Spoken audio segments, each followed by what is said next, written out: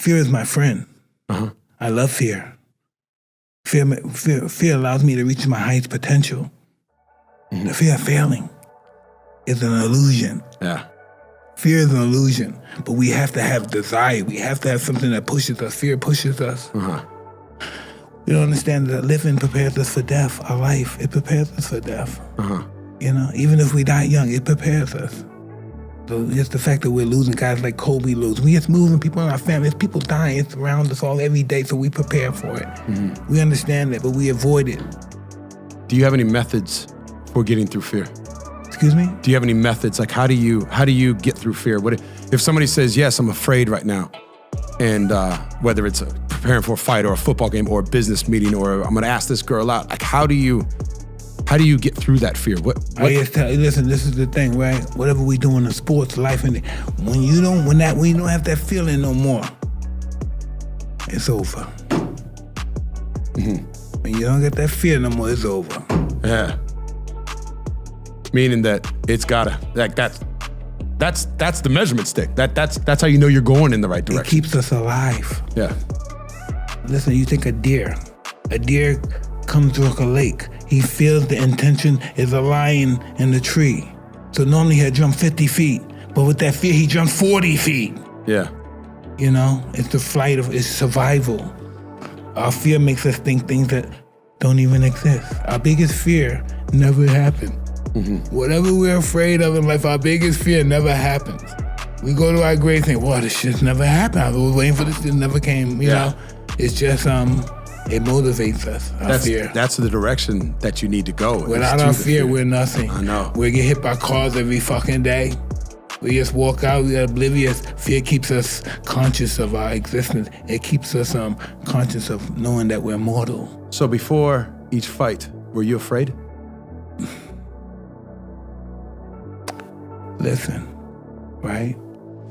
And I'm conscious. I understand the process of fear. Since I was 13, I understand the process I was taught. And I'm scared, I'm crying before. But I know why I'm not crying to get my ass kicked. I'm crying because I'm gonna lose fame. People are not gonna love me no more. I'm not gonna be nothing. I'm gonna go back to Brownsville. I'm a failure in life. I'm nothing. I'm a bitch ass nigga. And then and then as soon as they say it's time to go, I turn into a monster. How does that happen? Throwing it out there. You know, listen, check this out. And I know we're on your cast, right? Where I came from, everybody abused me, beat my ass, kicked my ass, whatever they wanted to me. And now I'm the baddest nigga on the planet. Well, so what they say. Yeah. How does that happen? I'm a bitch ass nigga, now I'm the baddest nigga on the planet. On a stage and telling everybody, come on, I wanna fight, you bitch. I brought my fucking pain with me. That's what I don't do no more. I don't bring my fucking pain with me. Yeah. And I fucked my career because I brought my fucking pain in the past, but it enhanced me to do so much fucking incredible shit. Yeah. But it fucked me up. Yeah. What I do, first I talk about fear.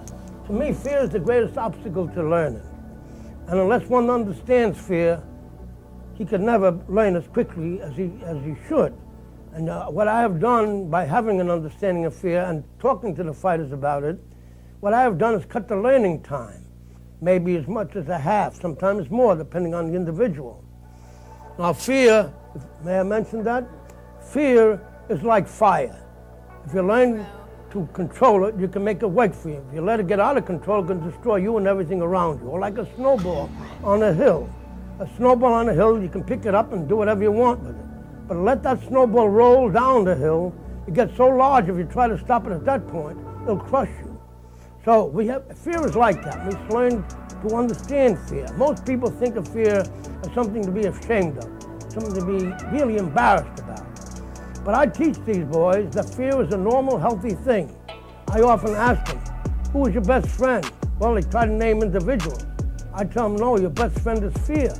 Nature gave us fear in order to survive. Without fear, we would all die. Just think of how long you would live if you weren't afraid. You'd go out in the street and do something very dangerous and die as a result. Maybe you're in a hurry, you can jump out of the window to get down there quicker, all because you wouldn't be afraid.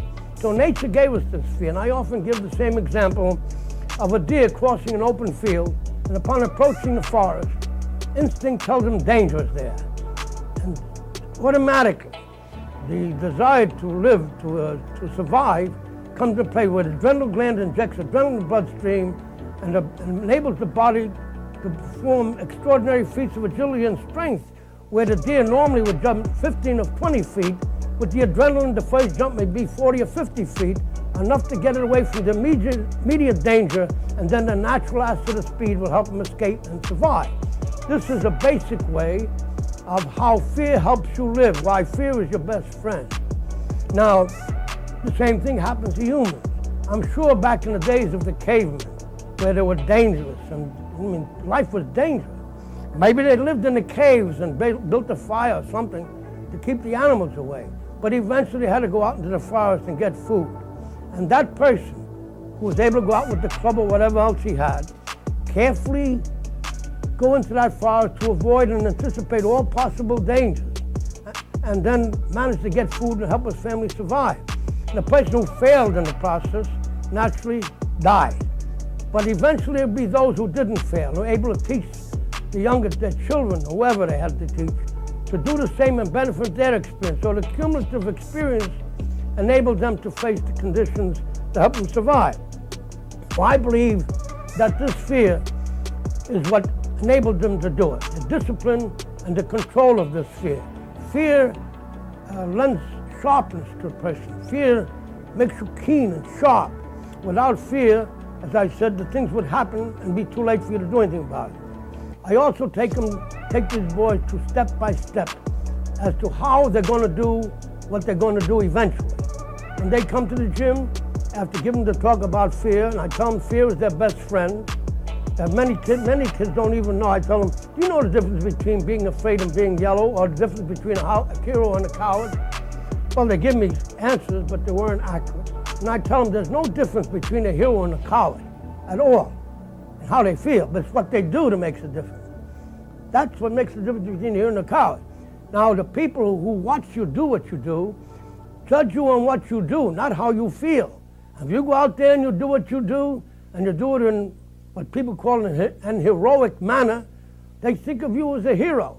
And if you do things as a person does that's often referred to as cowardly or whatever, they think of you in that way. But the hero and the coward feels exactly the same. You have to have the discipline to do what a hero does and to keep yourself from doing what the coward does. Everybody's a fighter in their own right. You're a fighter, I'm a fighter. Everyone that's in this room, even the newspapermen, they're fighters.